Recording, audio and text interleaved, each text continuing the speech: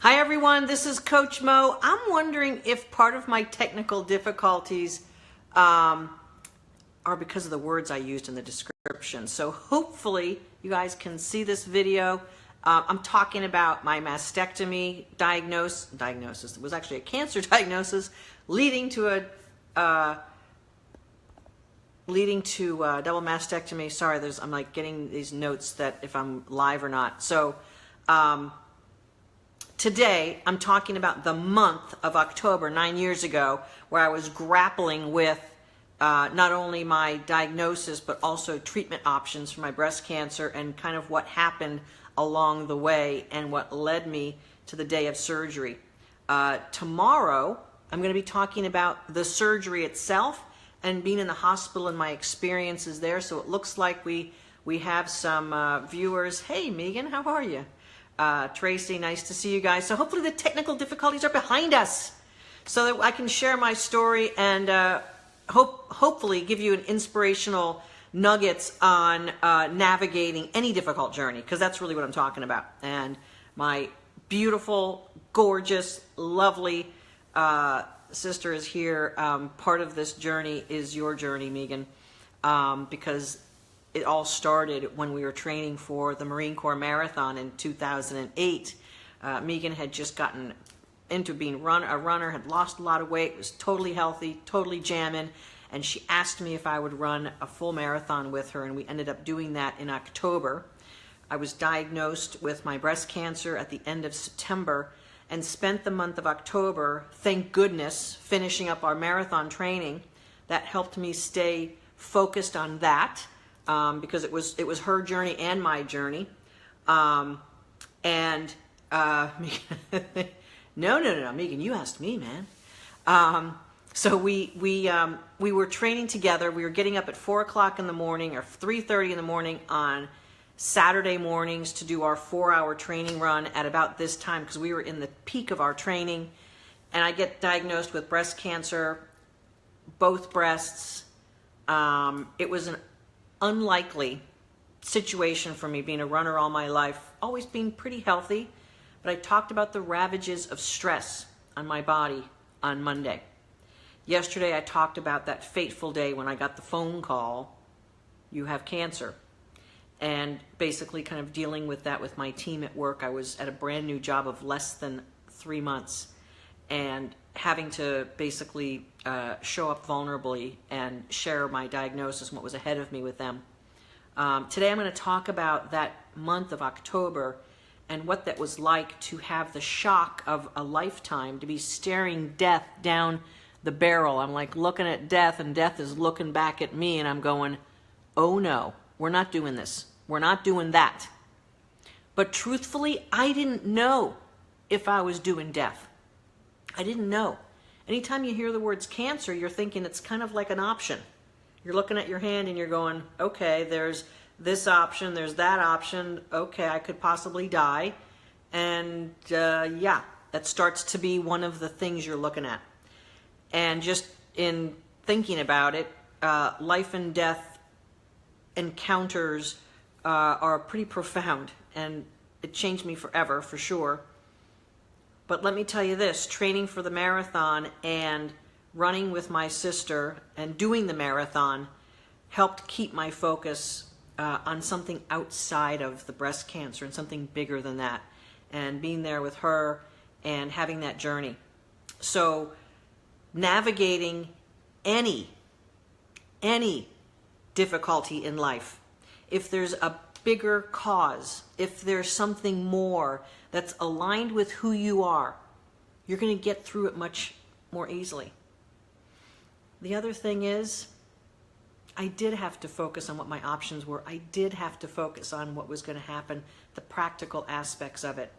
And eventually it seemed like the best decision to have a double mastectomy, and where they literally transplanted my abdominal tissue / fat and muscle into my breasts. Literally transplanted it, moved blood vessels. It's a 13-hour surgery. I'm going to talk about that more tomorrow. Hey, Hope. Thank you. So today I just want to kind of talk through that corridor of fear and shock, and how we navigate that. So the first thing is basically having that bigger reason, that something outside of the issue. And in some ways, I really was able to get through that month of October leading up to my surgery in November because I had something else to focus on. Now, here's the other good news. We were running this marathon in Washington, D.C., where a lot of my family lives, and my parents at the time were living in New York State. They came to D.C., and I will never forget this encounter with my dad. We were going to visit my sister's new house in Arlington, and my mom and dad were on the curb. We pulled up, and the saddest face I'd ever seen on my dad, he basically said to me, "Why did this happen to you?" With the most concern and sadness I'd ever seen on my dad's face. And of course, I don't know, Dad. I just don't know. And so there we were, facing the fear of this together, not really knowing what the outcome was going to be. I knew at that time I was going to have a double mastectomy, but frankly, I didn't know if this was going to be a horrible death sentence or not. I just didn't know the magnitude.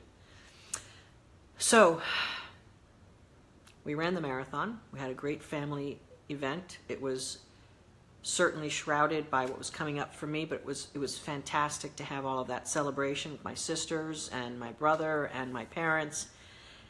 And 10 days later, I had surgery. So when I got back to South Florida after running the marathon in DC, which I'm proud to say my sister and I finished hand in hand running across that finish line, her with her triumph and me with what was coming for me going forward. A moment that I will never forget. And Megan, it goes down in the annals of the deepest memories of my life. I knew when I got back home that I had nothing else to focus on but what was ahead of me for the next 10 days. And that was basically getting prepared for a most mutilating surgery and hospitalization and, that life or death thing. So I went into like get going mode and exhausted from the marathon. Of course, if you've ever run a marathon, you know that no matter what great shape you're in or how well prepared you are, like the legs hurt a lot. The legs hurt a lot. And the body goes through such a massive depletion, physical depletion, that I was kind of recovering from the marathon as I was preparing for surgery. And I was happy to have done that. Not only because my sister and I have a memory forever, but also because I was claiming my body was my friend. I was claiming my body was something I had control over and that I could do things with, and it was there for me. And that was a powerful reminder for me. So when we're going through doubt and fear and things that scare us, we've got to find certainty. We've got to find that terra firma that we can grab onto and feel something powerful. And that's what the marathon did for me. It allowed me to feel that I had control over my body and that I was strong and capable as I was just about ready to wield myself over to the entire healthcare community. Hi, Vicki. Yes, I'll tell you on Friday about another marathon and why that was so important to me.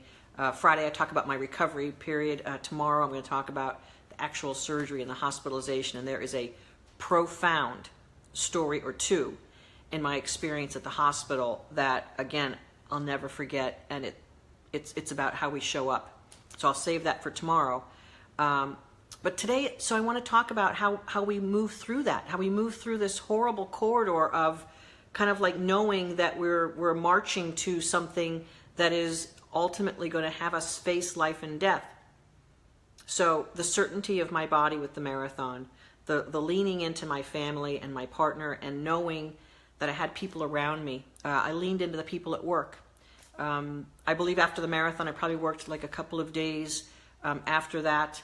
And then it was all about doctor's appointments and getting things organized for that. So the needle thing. So this is just like one of those most bizarre things ever, and I just have to share. So one of the things that occurred to me when I was facing this double mastectomy was, well, like, my breasts are going to be gone. And we have sensations in our breasts, ladies. We know that. And when they're gone, they're gone. So I wasn't sure what life was going to feel like after that and how it was going to go. I never really celebrated my breasts too much, and I didn't really have the relationship with them that I know that some women do just in talking with others around this, but I knew that a part of my body was going to be gone forever.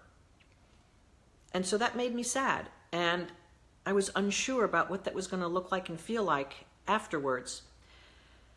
So the last day of having my own breasts was unfortunately marred by magic markers and needles. And so the day before my surgery, I was requested to go to the radiology department of the hospital and to have them inject dye so that they could view my lymph nodes. So taking off all the breasts, taking off the nipples, which they no longer do, and they now have nipple-sparing mastectomies.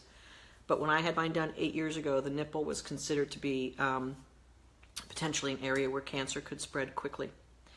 So the lymph nodes, and they have to put dye through the lymph nodes in order to view them in the surgical suite while they're doing the surgery, so they make sure they get all the lymph nodes. That's the next place that cancer spreads, is the lymph nodes. And that's how the cancer gets to other parts of the body. So luckily for me, it was contained in my breasts at that time, but they wanted to take the lymph nodes out underneath the arms and in the breast tissue. And so they shoot it with dye. Now, how does that happen? I didn't really know until I'm showing up at the radiology office in the hospital, and they're putting a little bit of numbing cream on my nipple. And then literally they stuck a hypodermic needle in the middle of my nipple and pushed a whole bunch of dye into first one breast and then the other.